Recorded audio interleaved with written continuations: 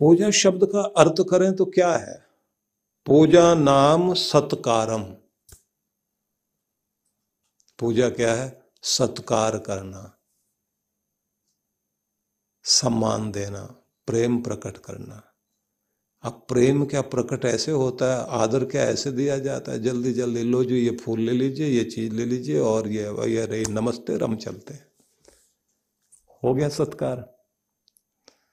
2 बार घड़ी देख ली, चलते चलते ये भी कह दिया मैंने आपका सत्कार किया, ये सब दे देना, बाद में जो है ना इसी काम के लिए आए थे, इसीलिए तो सत्कार किया था आपका। तो इसे आप क्या कहोगे? पूजा हो गई। जब तक आप उसके हृदय में अपना स्थान ना बना लें, ये महसूस ना हो कि ये मेरा अपना है, मुझे बहुत आदर देता है, फिर जिसको आदर दिया गया वो खुद पूछता है मैं तुम्हारे लिए क्या कर सकता हूं। तब जब आप कहते हैं कि मेरी एक विनती है, आप समर्थ हैं, सर्वसमर्थ हैं, आपसे बढ़कर शक्ति किसके, आपका सहारा मिले, मैं भी ऊपर उठ जाऊं, मेरा भी भला हो, हृदय जुड़ेगा आपका तो आपकी पूजा पूजा है। इसलिए ये बात ध्यान रख लीजिए कि जिस समय आप भगवान की भक्ति करने बैठते हैं तो पूजा पाठ का जो नियम हमारा है वो करना तो जरूर है, वो कर्मकांड वाली चीजें करनी है, लेकिन उन्हें करते करते आप बाहर ना रह जाओ, दुनिया में ना रह जाओ, उससे आगे चले जाओ। बल्कि व्यवस्था तो बिल्कुल इससे भी अलग है। जब आप फूल हाथ में लेते हैं तो आप उस समय या तो अपने उन भावों को लेकर आ जाएं कि ये पुष्प खिला हुआ मेरा हृदय है, जिसकी कोमलता, जिसकी प्रसन्नता, जिसके अंदर उठते हुए प्रेम की सुगंध में भगवान आपको अर्पित कर रहा हूं। खिला हुआ हृदय, प्रेमपूर्ण हृदय, बहुत प्रेमपूर्ण होकर भगवान को अपने पुष्प चढ़ाइए। और जब तिलक लगाएं तो उस तिलक में, उस कुमकुम में आप समझें कि हमारे रगों में बहने वाला जो रुधिर है उसका रंग जीवन की जो शक्ति है, अपने जीवन का, जीवनी शक्ति का वह समस्त प्रेम आप भगवान को अर्पित कीजिए। तिलक में आप अपने प्रेम को, अपने स्वरूप को, कि तुम मेरे अपने हो, मैं अपने अनंत प्रेम को आपके प्रति अर्पित करता हूं, मेरे लिए परम प्रिय प्रभु आप हो।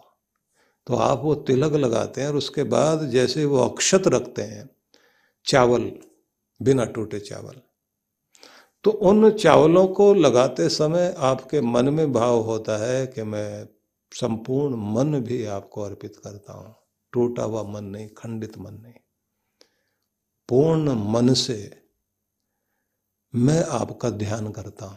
जब नारियल रखा जाता है, नारियल तो है ही शीश का प्रतीक, अहंकार का विसर्जन। अपने नारियल को रखते समय तो ये भी तो एक नारियल है, हमारा सिर का नारियल।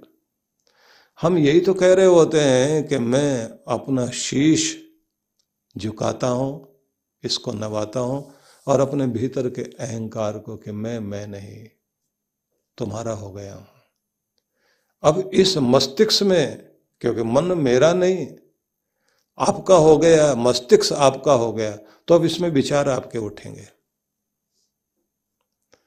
तो अगर आप पूजा पाठ की चीजों को ही भगवान को अर्पित कर रहे हैं तो उस समय भी आपकी एक एक चीज के साथ आप परमात्मा से इस तरह जुड़ जाएं कि अपनापन महसूस हो। सबसे ऊंची प्रेम सगाई जो कही जाती है, ये सूरदास का भजन गाया जाता ना। अब सूरदास ने जो कहा कि सबसे ऊंची प्रेम सगाई, प्रेम से सगापन जागता है, सगाई की जाती है ना। तो सगाई में यही तो है कि तिलक लगाया, कुछ भेंट दी और कह दिया कि आज के इस रिश्ते के बाद ये लड़का हमारा हुआ, दूसरे वालों ने भी कहा ये लड़की अब हमारी हुई है, हमारे घर की ये बहू बनेगी। अब यहां से सगाई हो गई, सगापन शुरू हो गया। उस सगेपन से क्या होता है, अब एक दूसरे के सुख दुख की का ध्यान दोनों करेंगे, दोनों परिवारों में ये ध्यान रहता है, उनका हालचाल पूछा जाएगा। जिस शहर में सगाई की गई है उस शहर के समाचार जानने की इच्छा होने लग जाती है, फोन करने लग जाते हैं। आज ज्यादा बारिश की खबर वहां से आई है, आंधी आई है, पेड़ वेड़ टूट गए, ऐसा टीवी पर देखने को मिला, सब ठीक ठाक है। उधर से वो कहते नहीं सब ठीक है, ये तो समाचार थोड़े बहुत आया करते हैं, लेकिन ऐसा कुछ नहीं। आपका सगापन जाग गया। अभी तक आप अपना हाल पूछते थे, अपने घर का हाल पूछते थे, लेकिन जब आपका सगापन जाग गया तो उसके बाद वहां से आप जो है हाल चाल पूछ रहे हैं। इसलिए कहा जाता है कि भक्त वो है कि जो हर दिन जब भक्ति करता है तो अपने आप को भगवान से जोड़ता है, बिल्कुल उसी तरह से जैसे कि कोई परदेसी किसी देश में आया हो और सुबह शाम जो है टेलीफोन करके अपने देश के हालचाल पूछ लेता है, अपने घर में फोन मिला लेता है। किसी देश में आए हो तो, परदेश में आए हो तो आप फोन तो करते हैं सुबह शाम अपने घर में, सब ठीक ठाक है, समाचार वहां के लेते देते हैं। तो जब आप वहां के समाचार लेते देते हैं तो वही समाचार जो परमात्मा के हैं वो आपने लेने हैं, वही तो संबंध जोड़ना है। तो इसलिए जो ये कहा जाता है कि साधु आया उस देश से, उस देश से आया तो इसका मतलब क्या, रहता तो इसी देश में है। उससे पूछो प्रिय के संदेश, कि उससे ये जानो कि परमात्मा के संदेश क्या है। आया है उस लोक से, पहुंचा है इस देश, उसी से पूछिए प्रीतम के संदेश।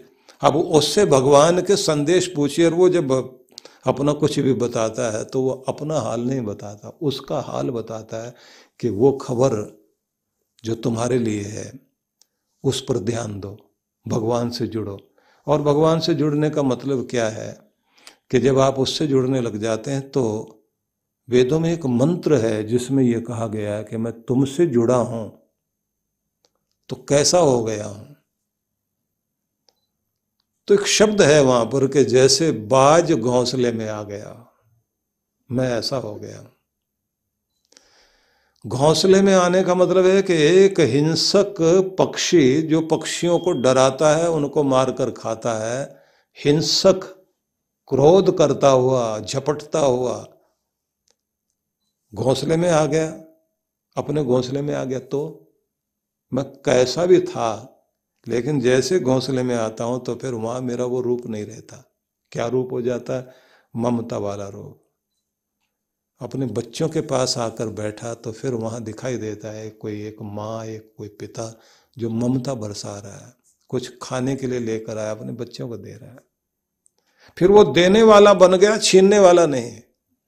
मैं तेरी भक्ति से जुड़ा हूं तो अब दाता बन गया हूं, ममता वाला बन गया हूं, करुणा वाला बन गया हूं, अब प्रेम वाला बन गया हूं। कितना रूप बदल गया। भक्ति जब तक ये चेंज ना लाए तो भक्ति भक्ति नहीं है। तो इसलिए बात ध्यान रख लीजिए कि हिंदू धर्म दुनिया में सबसे महत्वपूर्ण धर्म है, जिसको हम सनातन वैदिक धर्म कहते हैं। इस सनातन वेदोक्त धर्म को कहें या हमारे शास्त्रों में जो भी धर्म की परिभाषाएं की गई है, धारणा धर्म इत्याहो धर्मो धारयते प्रजा, जिसको धारण करती है प्रजा और जिसके कारण प्रजा का कार्य चलता है, दुनिया का कार्य चलता है, वही तो गुण धर्म इस दुनिया को चलाते हैं। उसके बिना इंसान इंसान नहीं, इंसान के अंदर इंसानियत नहीं हो तो फिर वो इंसान नहीं है।